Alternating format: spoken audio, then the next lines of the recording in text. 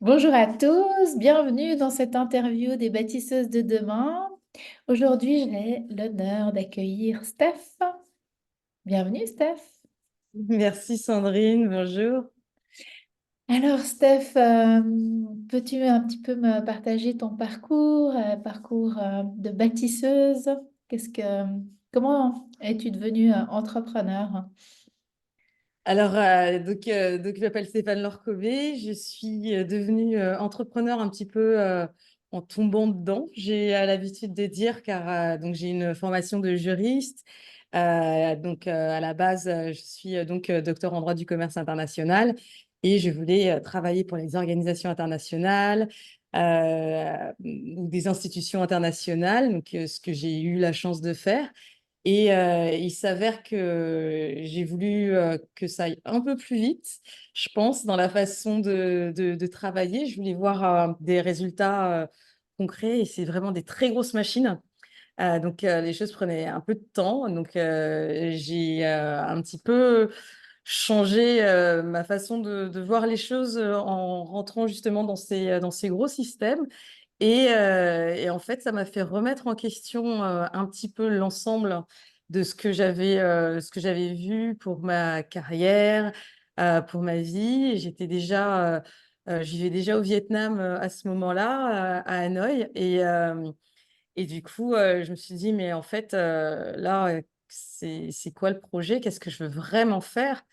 Et donc, c'était une énorme remise en question. Ça a été très dur parce que vraiment, j'avais monté et développé ma vie pour faire ça et c'était pas tout à fait la façon dont je le voyais. Je me suis dit, mais en fait, à la fin, c'est du business et ce que je veux faire, c'est d'accompagner les gens. Qu'est-ce que je sais faire? Et là, j'ai commencé à noircir du carnet et Mhm. c'est comme ça que j'ai monté une méthode en fait pour accompagner les entrepreneurs à monter leur business et le faire dès la phase du début de l'idée. Et en fait, mon sujet de thèse était sur les services, donc je me sentais à l'aise à rendre service, je voulais faire quelque chose Mhm. d'utile. Et c'est comme ça que du coup, j'ai commencé par créer une méthode, monter une méthode qui soit facile pour les entrepreneurs à utiliser, à comprendre. Et de là, en fait, j'ai découvert les entrepreneurs et c'était l'effet d'une boîte de Pandore. C'était assez énorme et intéressant pour que je transitionne complètement et que je devienne pleinement entrepreneur. Du coup, c'est comme ça que j'ai monté ma boîte. C'est comme ça que j'ai commencé. Et dis-moi, donc tu habites au Vietnam, à Hanoï. Qu'est-ce qui a fait que tu pars de la France pour, pour habiter là-bas? Bah alors en fait, à la base, ce qui s'est passé, c'est que je savais que je voulais vivre à l'étranger. C'est bien pour ça que justement ma spécialité, c'était plutôt sur le commerce international. Mhm. J'étais vraiment partie sur cette idée de travailler à l'international. Et le Vietnam, par contre, c'était pas nécessairement là. Je savais que j'allais aller à l'étranger, potentiellement dans un pays soit revenu intermédiaire, soit un pays en voie de développement, puisque je voulais travailler dans les institutions internationales. Et en réalité, ce qui s'est passé, c'est que mon mari a eu l'opportunité, mais on avait fait un pari. Le premier de nous deux qui trouve un job, l'autre le suit. Mhm. Du coup, il a trouvé à Hanoï. C'est comme ça que je suis arrivée à Hanoï. Et je me suis dit, de toute manière, je suis pas feignante. Je trouverai du travail, je me débrouillerai. Et voilà comment je me suis retrouvée au Vietnam et comment je suis arrivée à Hanoï. Et quand tu es arrivée à Hanoï, tu étais encore salariée. Non, du coup, non, du coup, je suis partie. J'ai quitté mon travail avec ma fille sous un bras, le chat, la petite malle, et on est parti. Non, on a quitté la France. On a tout laissé. Mais quand tu es arrivée à Hanoï, est-ce que tu as lancé ton entreprise directement à Hanoï ou tu as retrouvé d'abord un poste de salarié? Comment ça s'est passé un petit peu cette transition? Ouais, bah, quand je suis arrivée à Hanoï, du coup, j'ai cherché du travail. Et donc, j'ai travaillé le premier job que j'ai trouvé. C'était avec l'ambassade, c'était le pôle juridique pour aider les étudiants francophones vietnamiens à avoir donc un certificat ou un diplôme qui leur permettent d'aller continuer leurs études de droit en France. Donc ça, c'est le premier. Donc je donnais des cours de méthodologie là-bas. Ensuite, j'ai trouvé une association dans un cabinet d'avocats, sachant que l'avocature m'intéressait pas fondamentalement. Du coup, ça a pas abouti. Et en même temps, je finissais ma thèse de doctorat. Donc, j'avais aussi ça qui m'accompagnait depuis quelques années, du coup.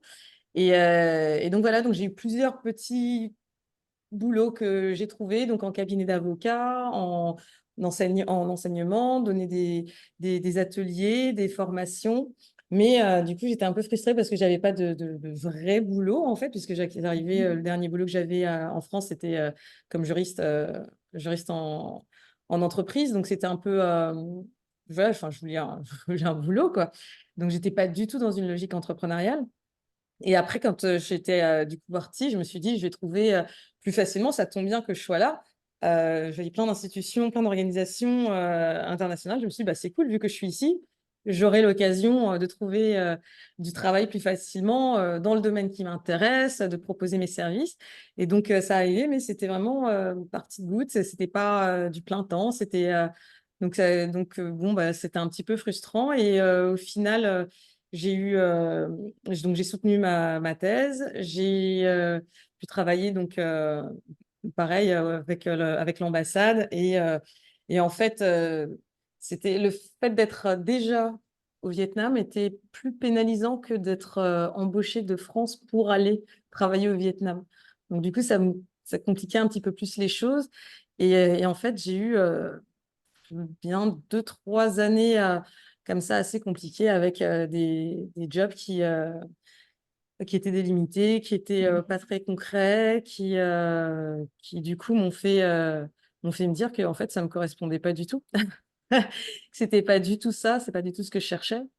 Donc ça a été douloureux et ça a été un cadeau aussi après, quoi. Mhm. Et comment, en fait, pour toi, tu as pris ta place justement au Vietnam, dans un pays que tu connaissais pas? Bah, je sais pas si j'ai vraiment pris ma place en tant que telle au Vietnam. En fait, je pense que ce qui s'est passé, c'est plutôt l'international, parce que là, il s'est avéré que ça a été le Vietnam. Mais ensuite, j'ai vécu aussi à Singapour, où j'ai rencontré mon associé, les sociétés qu'on accompagne, les personnes qu'on accompagne sont internationales. Donc, en fait, c'est pas que limité à un pays ou une zone géographique. Nous, ça fait 10 ans que j'ai lancé ma boîte. Ça fait 10 ans qu'on est très souvent sur Zoom et que Mhm. nos clients sont ici et ailleurs, en fait.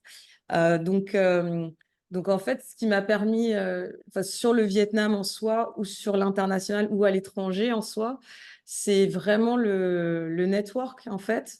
Vraiment, ça a été important de rencontrer des gens, de rencontrer des gens différents. Par exemple, là, je travaille avec des sociétés ou des cabinets de conseil qui sont en Australie. J'en ai aussi avec qui je travaille qui sont à Paris.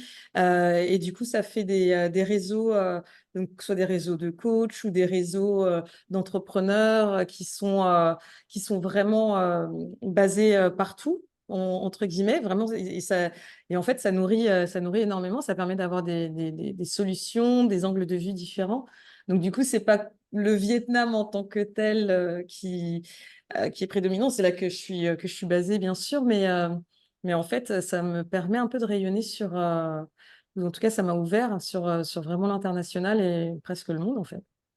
Pour pour ton entreprise. Mais par rapport à toi en tant que femme, dans ta vie du quotidien, tu vis au Vietnam, comment finalement tu gères ça et que tu prends ta place ou que tu... Quels sont tes plus grands challenges aussi de ne pas être en France? Bah, en fait, Alors, les plus gros challenges, c'est évidemment qu'on est un petit peu, les choses sont différentes de ce qu'on a pu avoir l'habitude de voir ou de vivre. Donc, que ce soit culturellement, que ce Mhm. soit d'un point de vue pratique aussi, ou ne serait-ce que, par exemple, je sais pas, avoir besoin d'un visa, d'un permis de travail, des choses. Voilà, on est immigré, on est invité dans un pays étranger. Donc voilà, il y a vraiment des problématiques pratiques, je dirais. Mhm. Et ensuite, à ce niveau-là, bah, le fait d'avoir justement des choses à proposer, je trouve qu'en termes de challenge, en fait, ça devient presque des opportunités pour faire des nouvelles choses, dans le sens où en fait, tu apprends la patience. Moi, j'ai beaucoup appris la patience, la résilience. Euh, Quand je vois, moi, j'arrivais de Paris, j'avais 3 agendas, les choses étaient calibrées, il fallait que ça aille dans tel sens, tel sens, tel sens, etc. Et quand je suis arrivée, on m'a dit non, mais tu vas nous ranger tout ça. Ça va Mhm. prendre le temps que ça va prendre, en fait. Et donc voilà, donc du coup j'ai appris, j'ai appris à me mettre un petit peu bah, au rythme local, à la culture locale. Après, il faut être curieux. En termes de challenge, voilà, c'est vraiment ne pas avoir peur de faire des choses déjà de ne pas savoir, de faire des choses qu'on ne savait même pas que ça existait, de, ouais, de visiter des endroits, d'être curieux, en fait, d'être curieux de beaucoup de choses et de ne pas avoir peur de déco parce que c'est vraiment différent du coup. C'est vraiment et moi j'avais été pour mon voyage de noces, j'avais été à Bali et en fait, je connaissais pas l'Asie mis à part donc c'était vraiment une découverte c'était vraiment une découverte quoi, clairement. Et c'était une découverte et j'arrivais déjà avec mes valises donc c'était un peu compliqué de donc ouais, en termes de challenge, c'est ça a été la nouveauté et de prendre, enfin, d'embrasser ça en se disant, allez, on y va. Par exemple, à Hanoï, fallait négocier tout le temps. Et à l'époque où je suis arrivée, c'était en 2011. Et il y avait pas. Donc là, maintenant, il y a Grab qui est un peu l'équivalent de Uber en Mhm. Europe. Et clairement, les prix ou les mototaxis, où il fallait négocier tout le temps. J'ai dû apprendre à lire, à compter en vietnamien, ne serait-ce que pour donner mon adresse, où il fallait appeler des taxis pour qu'ils viennent me chercher à l'endroit. Donc c'est bien parce qu'il y a toutes les adresses qui sont écrites, mais si on n'arrive pas à prononcer correctement l'adresse, ils vont jamais arriver au bon endroit. Donc ouais, le gros challenge, ça a été s'adapter à la nouveauté, quoi, à un Mhm. changement radical. Tu m'as dit que tu as créé ta méthode. Quelle est cette méthode? Alors, c'est une méthode en 8 étapes Mhm. qui accompagne donc les entrepreneurs de la phase donc, de l'idée à l'implémentation. Donc, la première étape, c'est travailler donc, sur l'idée. Ensuite, travailler sur le marché. Est-ce qu'on a réellement un marché et connaître son marché? Et ensuite, donc, on continue sur les étapes en allant sur savoir aussi comment la présenter, quelles sont les tendances du marché, comment est-ce qu'on veut se positionner. Donc, en fait, au travers de ce cycle un petit peu qui est basé un peu sur la méthode du business plan et qui fait qu'on s'intéresse à se poser les bonnes questions et couvrir tout enfin, tout le principe que tu vas avoir, surtout au début, toutes ces questions que tu vas avoir pour pouvoir commencer ton activité. Et ensuite, évidemment, arriver à commencer. Donc dans les 8 étapes, c'est quel est Mhm. idéalement la structure de ta boîte. Et en fait, tu arrives à la fin à avoir un business plan complet. C'est quoi ton plan d'affaires? Comment tu vas faire de l'argent et mettre ça en place? C'est quoi tes projections financières? Et ensuite, donc, tu commences, sachant que c'est que le début. Parce qu'après, il va falloir gérer la boîte et la rendre viable. Et pour toi, c'est quoi une bâtisseuse de demain? Pour moi, une bâtisseuse de demain, c'est une femme qui n'a pas peur de proposer, qui n'a pas peur de faire, qui n'a pas peur, j'allais dire de foncer, mais c'est une petite connotation qui peut amener un petit peu à forcer les choses, parce que je ne pense pas que c'est forcer, c'est vraiment proposer et, et faire quelque chose qui a de la valeur. Parce que les propositions pour moi d'une bâtisseuse, d'une entrepreneuse, c'est, pour moi, ce sont des personnes qui, qui créent de la valeur. Donc pour moi, une bâtisseuse fait ça. Et par rapport à ton parcours professionnel d'entrepreneur, quel, quel est ton conseil ou ton tips que tu pourrais donner aux gens qui vont écouter cette interview pour, voilà, pour évoluer, être une bâtisseuse, avoir de l'impact dans le monde? Mon meilleur conseil, c'est vraiment de suivre ce qu'on... Ça peut faire un peu bateau, mais vraiment suivre ce qu'on a envie de faire, ce qui n'est pas si évident que ça, parce qu'il faut se poser la Mhm. question de qu'est-ce qu'on veut faire. Et, euh, et surtout, ne pas avoir peur et ne pas lâcher. Ne pas avoir peur d'être différent, ne pas avoir peur de, d'être un peu dissonant par rapport à ce qui se fait, parce que, ils comprendront après.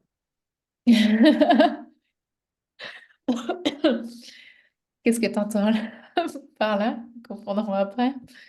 Bah parce que quand tu proposes quelque chose et que tu proposes quelque chose de nouveau, moi, et la raison pour laquelle j'accompagne les entrepreneurs et que pour moi, ça a été la plus belle, le plus beau cadeau en fait que j'ai pu avoir, c'était de découvrir que en réalité, tu peux avoir une proposition que tu fais, tu as une vision en fait, mais tu es bien toute seule à Mhm. l'avoir, ta vision. C'est clair. Et c'est pour ça que du coup, je propose des accompagnements pour que les personnes ne soient plus tout seules Mhm. dans cette vision.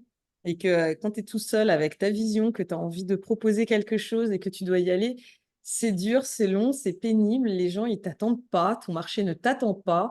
Les gens qui t'aiment, tes amis, ne vont pas nécessairement être en plus, ne vont pas nécessairement aller dans ton sens, ce qui est dur parce que du coup, tu es vraiment seul.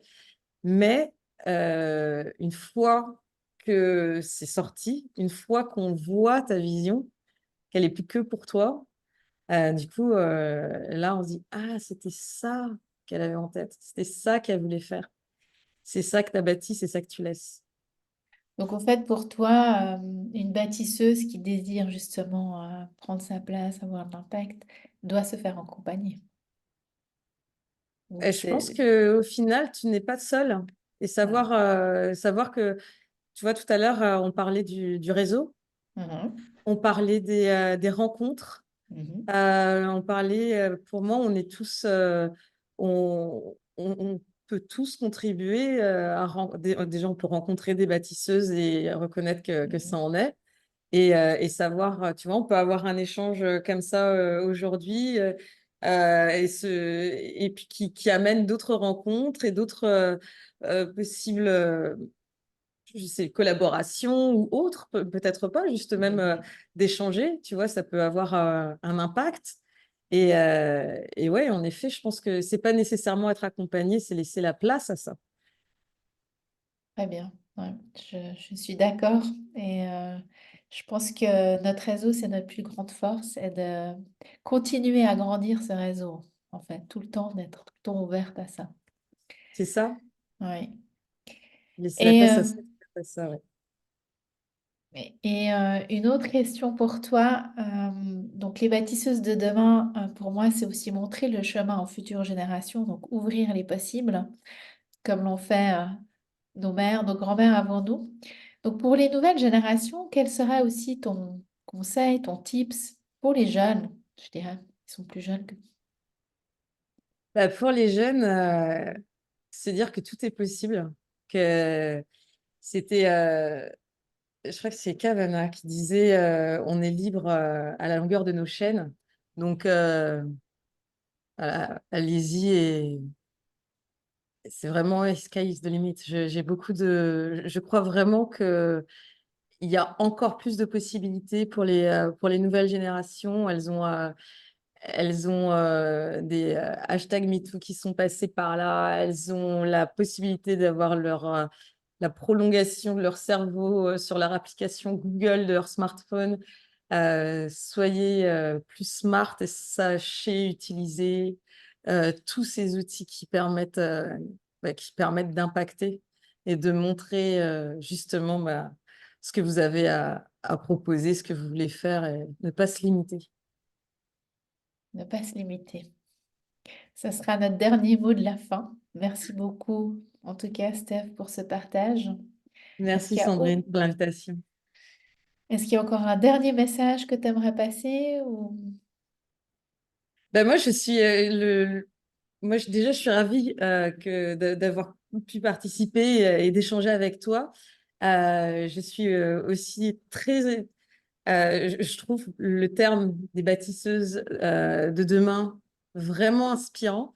Et, euh, et vraiment, j'aimerais bien, c'est comme ça que je le sens, me dire que ça contribue justement à inspirer, à impacter celles qui ont envie de bâtir des, euh, des entreprises, des projets, quels qu'ils soient. Et donc, juste de contribuer à ça, Sandrine, j'ai envie de te dire merci pour ça, merci pour ta proposition. Merci beaucoup à toi pour ce moment passé. Et puis, ben, je vous dis à bientôt pour un prochain interview. Bye bye.